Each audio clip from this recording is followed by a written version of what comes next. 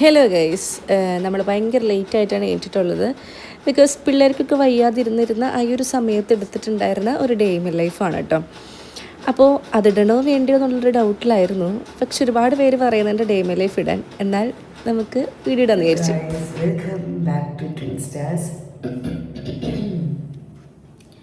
കുറച്ചധികം നാളായി നമ്മൾ ലോങ് വീഡിയോ ഇട്ടിട്ടില്ലേ, അതായത് ഒരു ഡെയിലി വ്ലോഗ് ഇട്ടിട്ട് കുറേ നാളായിട്ടുണ്ട്.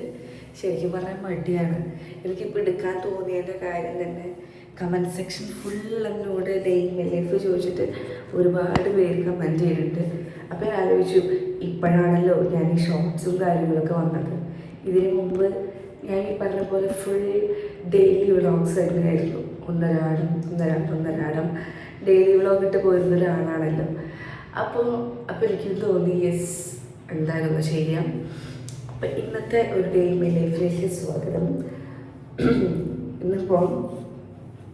ഇന്നത്തെ ഡേറ്റ് 19 ഡിസംബർ 19 വീഡിയോ എടുക്കുന്നത്. കുറേ കാര്യങ്ങൾ ഇന്ന് ചെയ്യാനുണ്ട്. ഇന്ന് ഹോസ്പിറ്റൽ ഡേ ആണ് ശരിക്കും പറഞ്ഞു കഴിഞ്ഞാൽ. നമ്മുടെ അതൊക്കെ വഴിയേ പറയാം. അപ്പം ഇന്ന് പാവറുടെ ക്ലാസ്സിൽ പോകുന്നില്ല. കണ്ടിന്യൂസ് ആയിട്ട് വരുന്ന പനി മൂലം പാവറുടെ ക്ലാസ്സിലേക്ക് ഇന്ന് വിടുന്നില്ല. സമയം ഇപ്പോൾ 8 മണി ആയിട്ടുണ്ടാവണം. ബ്രഷ് ചെയ്തു, താഴത്തേക്ക് പോകണം. എനിക്ക് ഒരു 10 o'clock ആകുമ്പോഴത്തേനും ഹോസ്പിറ്റലിലേക്ക് പോകണം. അപ്പോൾ നമുക്ക് എന്തായാലും താഴത്തേക്ക് പോകാം. ഒഴിവുള്ള ദിവസങ്ങളിലൊക്കെ എനിക്ക് എണീറ്റ് പോകാൻ ഭയങ്കര മടിയായിരിക്കും കേട്ടോ. പ്രത്യേകിച്ച് ഏട്ടനെ ഇങ്ങനെ കിടന്ന് ഉറങ്ങണം കണ്ടിട്ടുണ്ടെങ്കിൽ ഒത്തിരി കുശുമ്പും വരും. അടുക്കളയ്ക്ക് എത്തിയപ്പോൾ അമ്മ അതേ ബ്രേക്ക്ഫാസ്റ്റിനുള്ള കറിയും കാര്യങ്ങളും സെറ്റ് ചെയ്ത് വെച്ചിട്ടുണ്ട്. പാൽച്ചായം വെച്ചിട്ടുണ്ടാവും.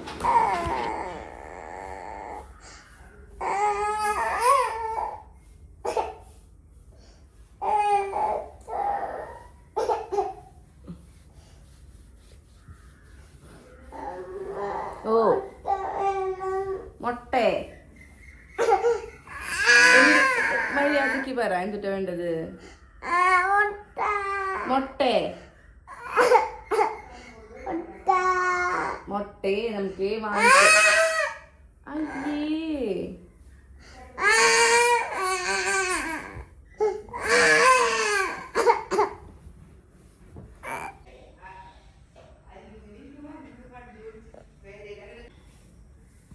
കാശിക്കുട്ട.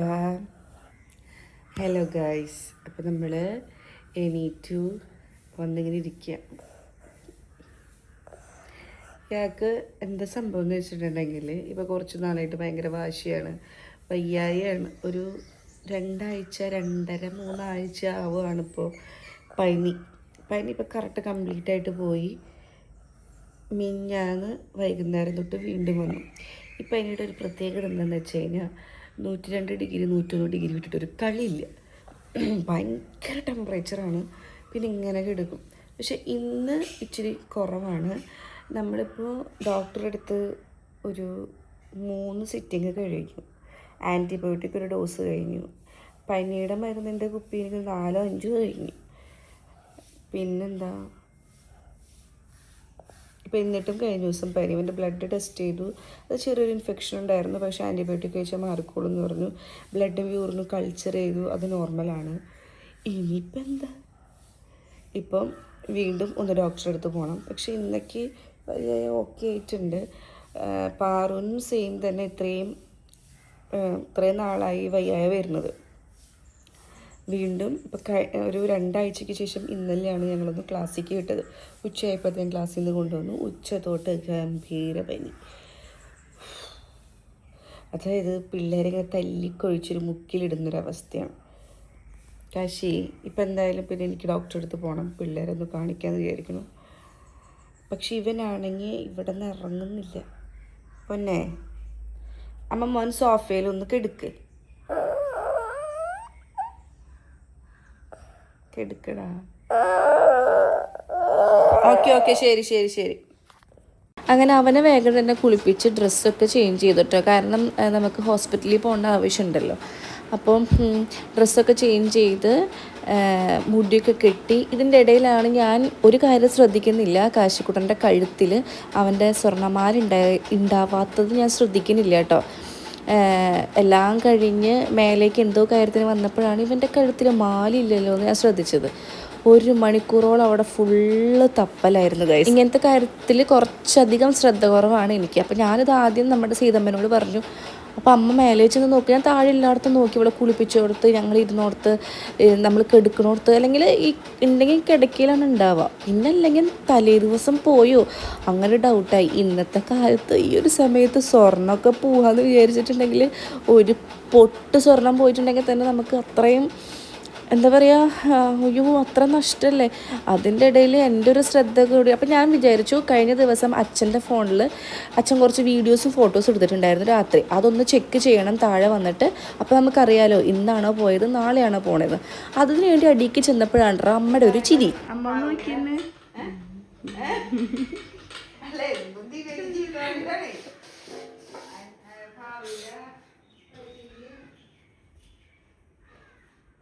ഇതെന്താ സംഭവം എന്ന് വെച്ചിട്ടുണ്ടെങ്കിൽ ഇന്നലെ രാവിലെ ഒരു ഉച്ചയ്ക്കായപ്പോൾ മാലയുടെ കുളത്തൂരി വന്നപ്പോൾ കാശിക്കുട്ടൻ അത് നേരെ അച്ചാച്ചനോട് ചെന്ന് പറയുക ചെയ്തത്. എൻ്റെ അച്ഛനും അമ്മയും കൂടിയിട്ട് മാല എടുത്തു വെച്ചു. ഇവരെൻ്റെ കയ്യിൽ നേരെ തന്നില്ല, പകരം വിചാരിച്ച് ഞാൻ അത് ശ്രദ്ധിക്കുന്നുണ്ടോയെന്ന് അറിയണ്ടേ. അപ്പോൾ അമ്മ അത് എടുത്തു വെച്ചു കേട്ടോ, എന്നോട് പറഞ്ഞില്ല. അല്ലെങ്കിൽ ഇപ്പോൾ ഗോൾഡൊക്കെ പോയിട്ടുണ്ടെങ്കിൽ എന്തെങ്കിലും ശങ്കീരിയൊക്കെ പോയി കഴിഞ്ഞാൽ അമ്മ അവിടെ നിലത്ത് നിൽക്കില്ല, അമ്മ ഫുൾ അരിച്ചു പറക്കും. പക്ഷെ ഭയങ്കര ടെൻഷൻ അമ്മയ്ക്ക്. അമ്മ മുക്കിലും മൂലയിലും ഓടി നടന്ന് അന്വേഷിക്കുന്ന ആൾ അടുക്കളയിൽ നിന്ന് അനങ്ങണില്ല.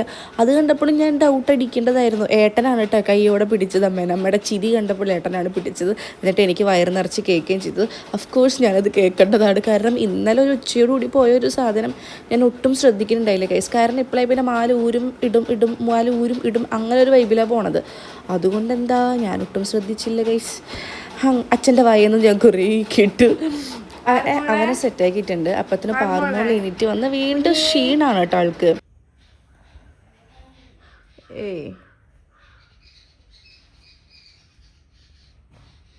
പാറുട്ടാ കുഞ്ഞേ ഡാ നോക്കി എനിക്ക് വാ, ചൂടുണ്ട്. ഡോക്ടറെ അടുത്ത് കൊണ്ടേ?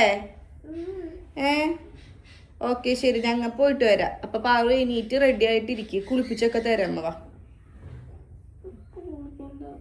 നോ പാറു, അവനെ കുളിപ്പിച്ച് റെഡിയാക്കി സെറ്റപ്പ് സുന്ദരനാക്കി നിർത്തിയിരിക്കുന്ന അമ്മ. വാ ബ്രഷ് ചെയ്.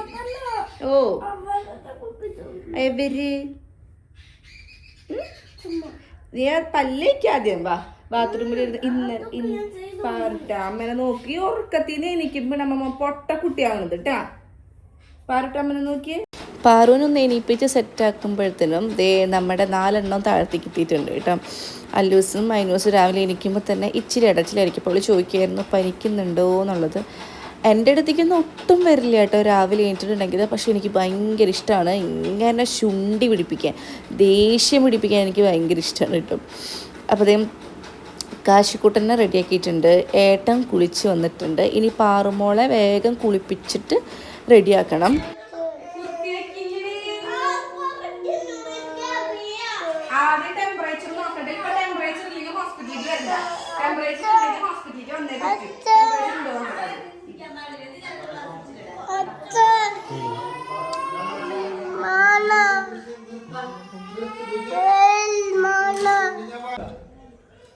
നോക്കട്ടെ ടെമ്പറേച്ചർ നോക്കട്ടെ.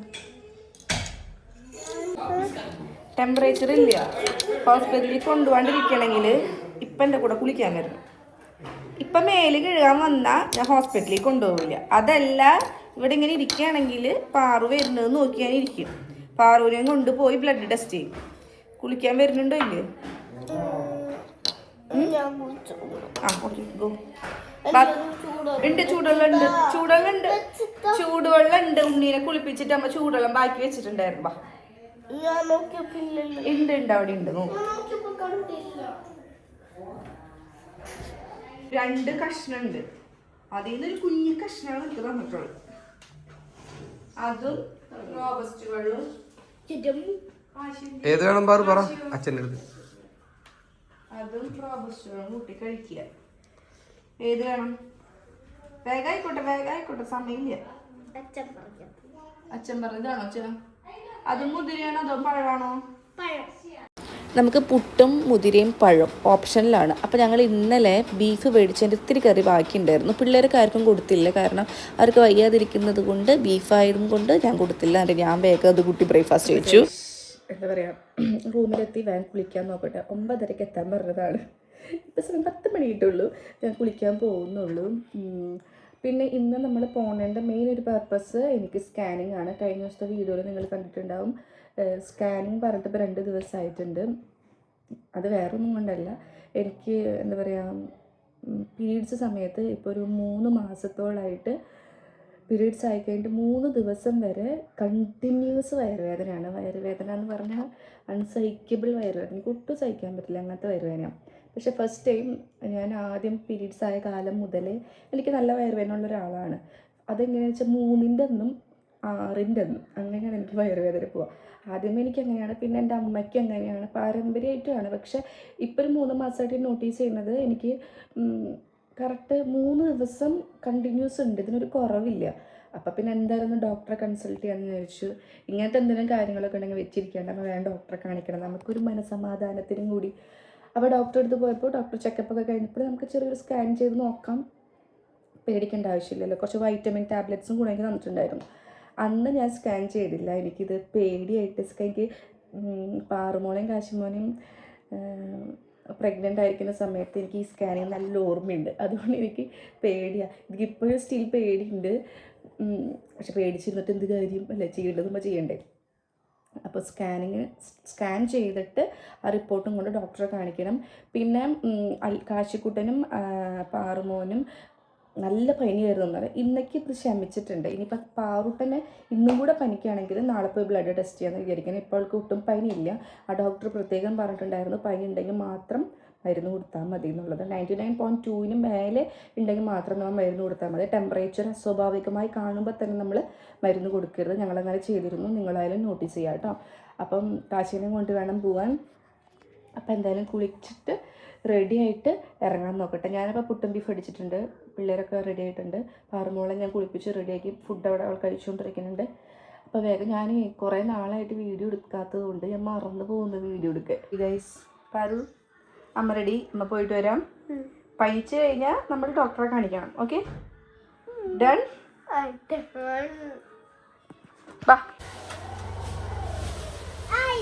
പോണ്ടേ? അത് കയറണ്ട കാശി, അങ്ങോട്ട് കയറണ്ട. എന്തിനാ വിളിക്കുന്നുണ്ട് ചോദിക്കട്ടെ.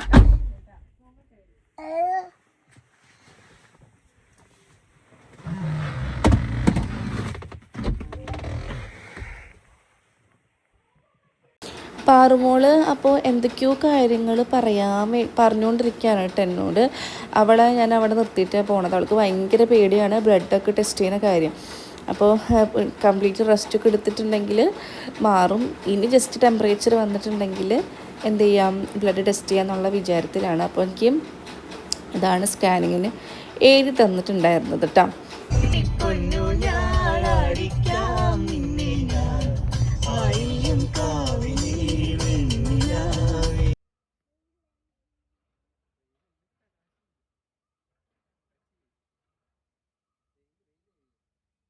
ഹോസ്പിറ്റലിൽ എത്തിയിട്ട് നമുക്ക് വേഗം തന്നെ സ്കാനിങ്ങിനുള്ള സെറ്റപ്പുകളൊക്കെ ആയി. പക്ഷേ എനിക്ക് ഭയങ്കര ടെൻഷനായിരുന്നു. കാരണം എനിക്ക് കണ്ടിന്യൂസ് ആയിട്ട് വയറുവേദന വരികയും എന്താ പറയുക, ഇവർ സ്കാൻ ചെയ്യുന്നതിന് എനിക്ക് ഭയങ്കര പേടിയാണ്. അത് പക്ഷേ ഭയങ്കര സിമ്പിളായിട്ട് കഴിഞ്ഞു ആ സാധനം. പക്ഷേ സ്കാൻ ചെയ്ത സമയത്ത് ഡോക്ടർമാർ മറ്റേ നേഴ്സിനോടൊക്കെ പറഞ്ഞു കൊടുക്കുന്ന കുറേ കാര്യങ്ങളൊക്കെ കേട്ടിട്ട് ഈശ്വരൻ, എനിക്ക് എന്തോ ഒരു വലിയ രോഗം എൻ്റെ ന്യൂട്രസിലുണ്ട്. ബിക്കോസ് എൻ്റെ കുറേ റിലേറ്റീവ്സിനായിട്ടുണ്ടെങ്കിലും ഒരുപാട് വയറ് സംബന്ധമായ കുറേ പ്രശ്നങ്ങളൊക്കെ ഞങ്ങൾ കണ്ടിട്ടുണ്ട്. ന്യൂട്രസ് റിമൂവ് ചെയ്തിട്ടുണ്ട്, അങ്ങനെ കുറേ ഇഷ്യൂ കണ്ടിട്ടുണ്ട്.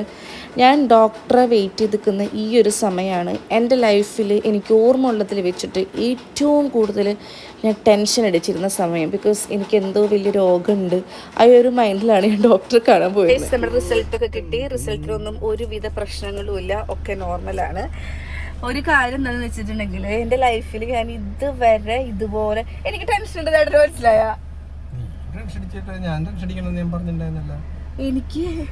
എനിക്ക് ഒന്നാമത്തെ സ്കാനിങ് എനിക്ക് ഭയങ്കര ടെൻഷൻ, പക്ഷെ അത് ഭയങ്കര സിമ്പിളായിട്ട് കഴിഞ്ഞിട്ട് സ്കാൻ ചെയ്ത സമയത്ത് അവരെന്തൊക്കെയോ പറയുന്നു.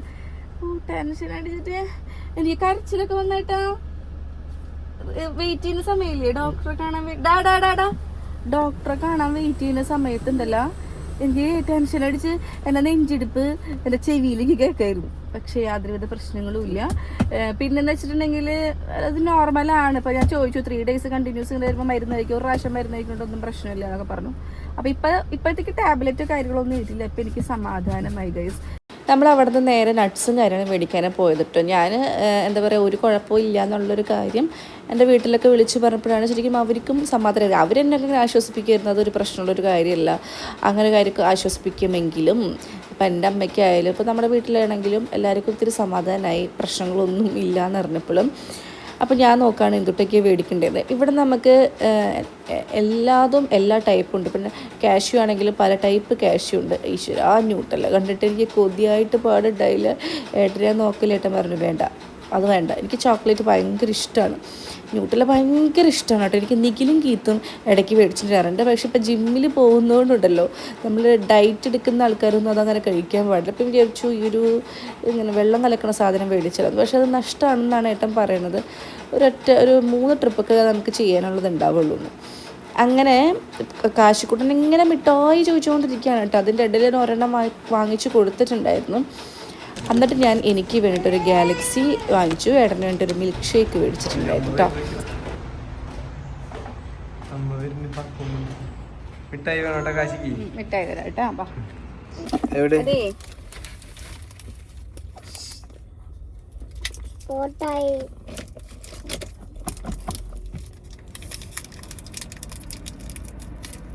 വാവ് കാശിക്കുട്ട, അയ്യോ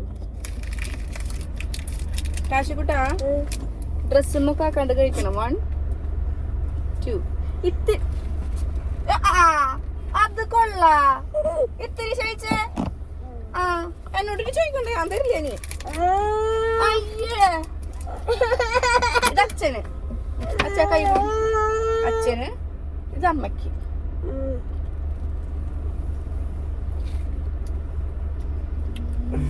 കഴിഞ്ഞു പവറും.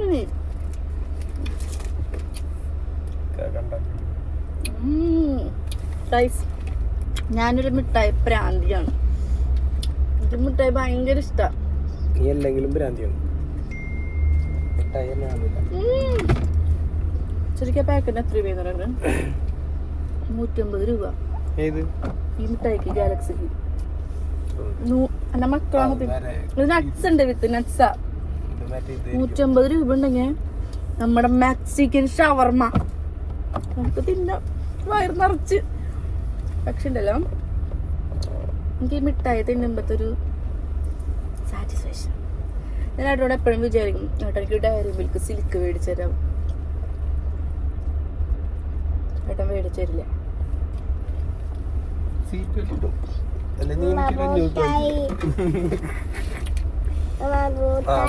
അമ്മയ്ക്ക് വേണ്ടേ?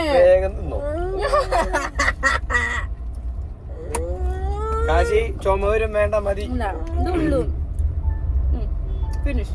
ഓ ബെൽറ്റിട്ടില്ലേ?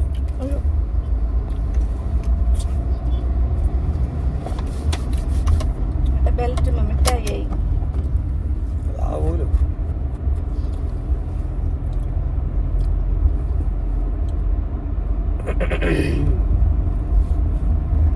എന്നിട്ട് നന്നു ഏത് വേണം? കാച്ചു വേണോ? ഓക്കേ. ഞങ്ങൾ ഉച്ചയ്ക്ക് എത്തിയപ്പോഴത്തേനും ഫിഷ് ഫ്രൈ, ഫിഷ് കറി ഒക്കെ ആയിരുന്നു.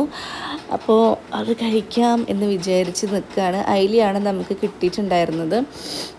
അപ്പോൾ നമുക്ക് നമ്മുടെ സഹായത്തിന് തന്നെ ചേച്ചി അന്ന് ഉണ്ടായിരുന്നില്ല. പക്ഷെ അത് അമ്മ കീത്തും കൂടി എല്ലാം സെറ്റ് ചെയ്തിട്ടുണ്ടായി. പിന്നെ പിള്ളേരുടെ അടുത്ത് കുറച്ചധികം നേരം ഇരുന്നു കേട്ടോ. അതിന് ശേഷമാണ് നമ്മുടെ വേറെ അടുത്തൊരു വലിയ പണി, എന്താ പറയുക, ചോറ് കൊടുക്കുന്ന ഒരു വലിയ പണി. 2 പേർക്കും ഒരുമിച്ച് കൊടുക്കാനായിട്ടൊരു പ്ലാൻ. ചില സമയത്ത് പാറുവിന് ഇഷ്ടമല്ല, കാശിക്കുട്ടിന് കൊടുക്കുന്ന ആ പ്ലേറ്റിൽ അവൾക്ക് കൊടുക്കാൻ ഇഷ്ടമല്ല. അല്ലെങ്കിൽ ഞാനിപ്പോൾ കഴിക്കുന്ന പ്ലേറ്റിൽ ഞാൻ കൈയൊക്കെ വാഷ് ചെയ്തിട്ട് പിന്നെ ഫ്രഷ് ആയിട്ട് വേണം അവൾക്ക് കൊടുക്കാൻ. അങ്ങനത്തെ ചില വാശികൾ ചില സമയത്ത് ഉണ്ടാവാറുണ്ട്. പക്ഷേ ഇന്ന് വലിയ കുഴപ്പമുണ്ടായിരുന്നില്ല. അത് കാരണം രണ്ടാൾക്കും വേഗം വേഗം കൊടുക്കാൻ വേണ്ടി പറ്റിയിട്ടാണ്. ഇങ്ങനെ വായിലിടുന്ന സാധനം അതേ കണക്കിന് പുറത്തേക്കും തുപ്പും.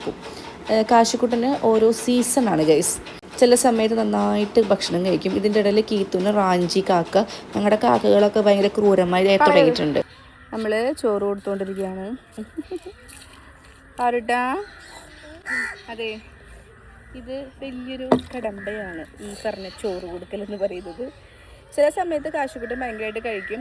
അതായത് വെജിറ്റബിൾ ഫുഡ് അവന് കുറച്ചും കൂടി എനിക്ക് തോന്നുന്നത് ഈ ഫിഷ് കൂട്ടി കഴിക്കുന്നേക്കാൾ അവനൊരു പരിപ്പറി കൂട്ടി നന്നായിട്ട് കഴിക്കും. അത് അവൻ ഏകദേശം എൻ്റെ ഏട്ടനൊക്കെ പോലെയാണ്. പക്ഷെ പാറു ആയാലും എന്തൊട്ടായാലും ഒക്കെ കേട്ടോ, വാരി കൊടുത്തു കഴിഞ്ഞാൽ കഴിക്കും. എന്തെങ്കിലുമൊക്കെ പറഞ്ഞ് കളിച്ചിരുന്നു. ഗൈഷ് നോക്കിക്കോ, കാശുക്കുട്ടൻ എങ്ങനെയാ ഫുഡ് കഴിക്കാൻ പോണേന്ന് കാണിച്ചു തരാം. അല്ലേ കാശുക്കുട്ട? ദേ നോക്ക്, ഗൈസ് നോക്ക്. 1 2 3. ചേച്ചി മണ്ണി കളിക്കല്ലേ. ഉണ്ണി കഴിക്കും നോക്കിക്കോ. അതെ ക്യാമറയിൽ കാണിച്ചു കൊടുക്ക്. ചേച്ചി മണ്ണി കളിക്കല്ലേ, അല്ലെങ്കിൽ മിഠായി കാക്ക റാഞ്ചിക്കൊണ്ട് പോവും. ചേച്ചി മണ്ണി ചേച്ചി താഴെക്കിട്. അമ്മ വായിലിട്ടാ ചേച്ചി മണ്ണ് താഴെക്കിടും. മണ്ണ് പാറു ഉണ്ണി വായിലിടുന്നുണ്ട്. താഴിട്. Good girl. അതേ മണ്ണെടുത്ത് കളിച്ചിട്ടുണ്ടെങ്കിൽ ബൂബ് വരും അറിയാം. അപ്പോൾ ഗൈസ് ഫുഡ് ഒക്കെ കഴിഞ്ഞു. ഞാൻ ഭക്ഷണം കഴിച്ചു കേട്ടോ. ഇവർക്ക് ഫുഡ് കൊടുത്തിട്ട് ഞാൻ ഭക്ഷണം കഴിച്ചു. എനിക്കുണ്ടല്ലോ ഈ ഫിഷ് കറി ചിക്കൻ കറി ഒക്കെ ഉള്ളപ്പോൾ ഒരുപാട് ചോറ് കഴിക്കാൻ എനിക്ക് പറ്റില്ല. ഞാൻ ഇവൻ്റെ കൈസ് പറഞ്ഞ പോലെ അപ്പം എനിക്ക് വയറ് നിറച്ച് കഴിക്കില്ല. പക്ഷെ വെജിറ്റബിൾ ഫുഡ് ആണെങ്കിൽ ഞാൻ നന്നായിട്ട് ചോറുണ്ട്. അപ്പോൾ ചോറ് കഴിച്ചുള്ളൂ. ഇനിയിപ്പോൾ എന്താ ഇവരെ ഉറക്കണം. ഇവരെ ഉറക്കി കഴിഞ്ഞിട്ട് പാറുവിൻ്റെ സ്കൂളിൽ ഡാൻസ് പ്രോഗ്രാമാണ് നാളെ, ആർട്സ് ഡേ. നിങ്ങൾ LKG-ത്തെ UKG-ത്തെ ഒക്കെ പ്രോഗ്രാം കണ്ടിട്ടുണ്ടാവും. അവൾ ഭയങ്കര ആക്റ്റീവായിട്ട് നിൽക്കുന്ന ഒരാളാണ്. പക്ഷെ ഇപ്രാവശ്യം പനി കണ്ടിന്യൂസ് ആയിട്ട് വരുന്നതുകൊണ്ട് പാറുവിൻ്റെ ക്ലാസ് ടീച്ചർ വിളിച്ചിട്ടുണ്ടായിരുന്നു. എന്താണ് കറണ്ട് സിറ്റുവേഷൻ ചോദിച്ചിട്ട്. എന്ത് ചെയ്യാൻ എനിക്ക് അറിയില്ല. ഇപ്പോൾ ഇനി പനിച്ചിട്ടുണ്ടെങ്കിൽ നാളെ പോയിട്ട് എന്തായാലും കൗണ്ട് ടെസ്റ്റ് ചെയ്യണം. പനിച്ചില്ല എന്നുണ്ടെങ്കിൽ നാളെ സ്കൂളിലേക്ക് ജസ്റ്റ് ഡാൻസ് പ്രോഗ്രാമിന് വേണ്ടി മാത്രം വിടാമെന്ന് വിചാരിക്കുകയാണ്. നോക്കാം ഗൈസ്.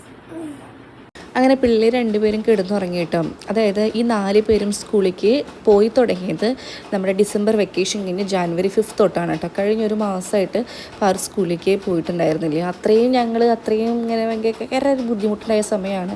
ഒരു മാസത്തോളം കണ്ടിന്യൂസ് ആയിട്ട് കുട്ടികൾക്ക് പനി മാറാതെ നിന്നൊരു സമയമാണ്.